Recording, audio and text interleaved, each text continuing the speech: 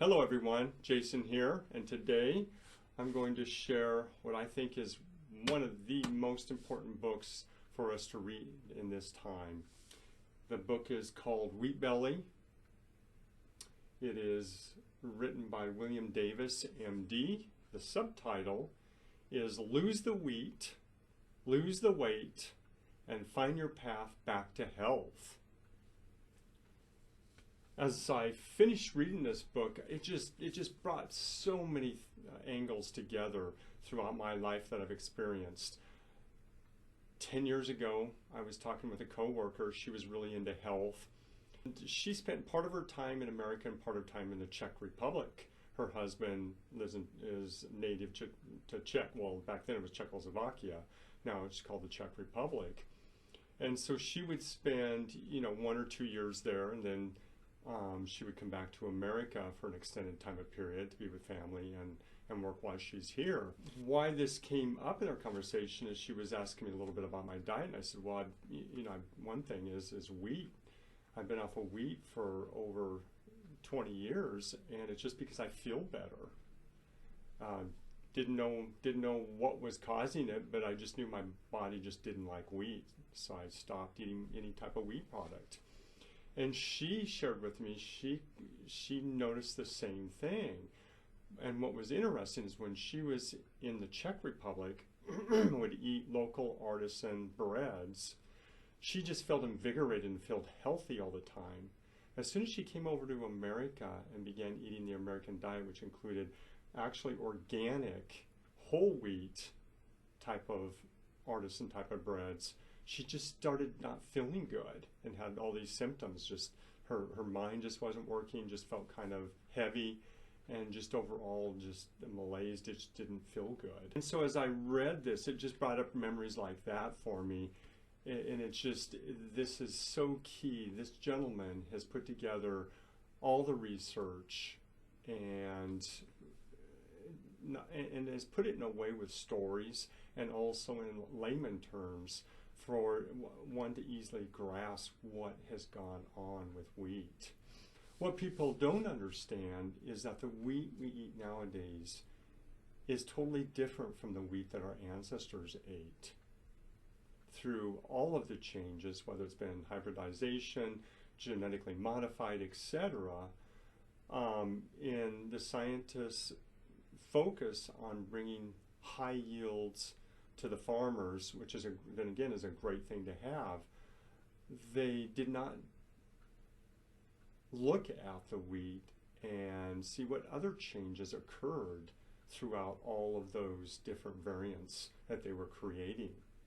And one of the big things that he exposes in this is wheat exorphins and how that is something unique to wheat. It has these compounds in it that actually has the same effect on your body as opiates do. And you can imagine that's like, oh my. Because of this, wheat has an addictive aspect to it, which makes people crave and eat more. And so that alone has a huge impact on the individuals. And the other big point, there's several points that he makes about wheat, but the other big one for me beside wheat exorphins is that, and I didn't know this, but wheat actually, at least the wheat nowadays, actually has a higher glycemic index than sugar does. That's huge.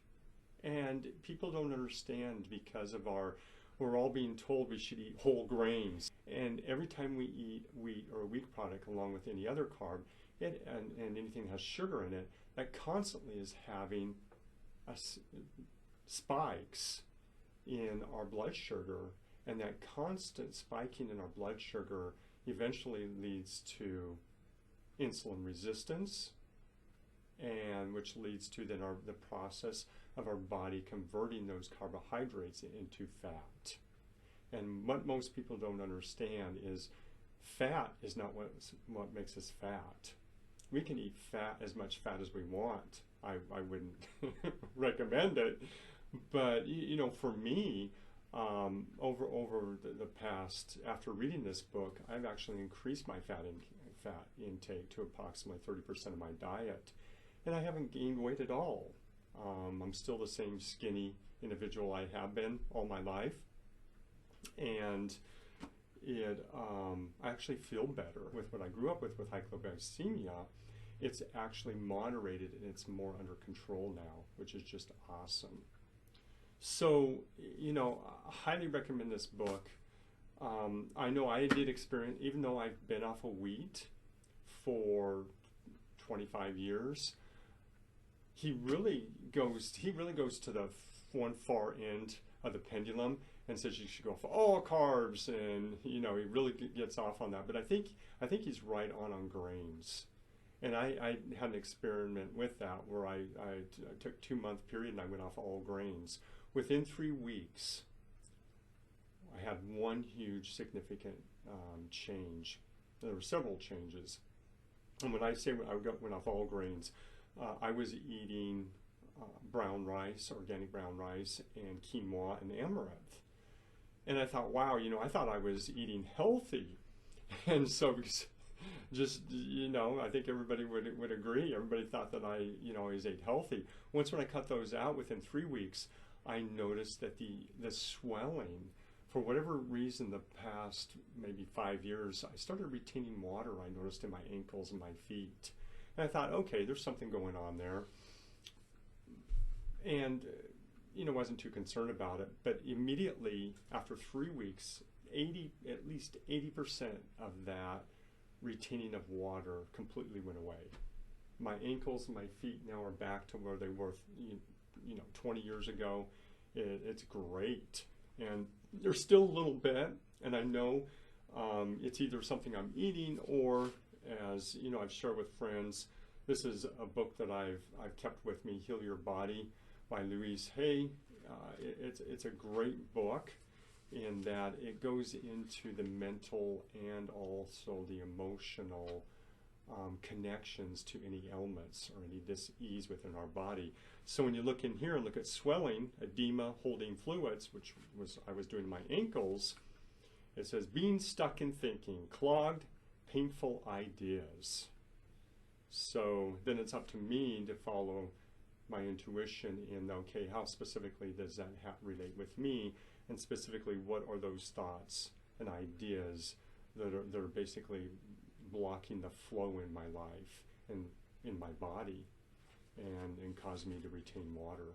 One of the other benefits that I experienced is I no longer have those histamine reactions. I noticed that after each meal I would have, and especially when I go to the bathroom and look in the mirror, I noticed that immediately after I ate, it was just like I could see a little bit of just histamine reaction.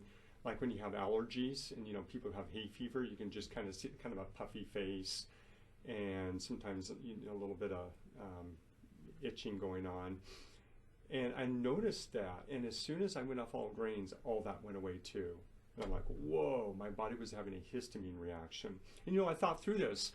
I have, with my nuts that I eat, what I found in the past is that, you see, nuts and seeds all have a protective layer around them. It's just part of nature.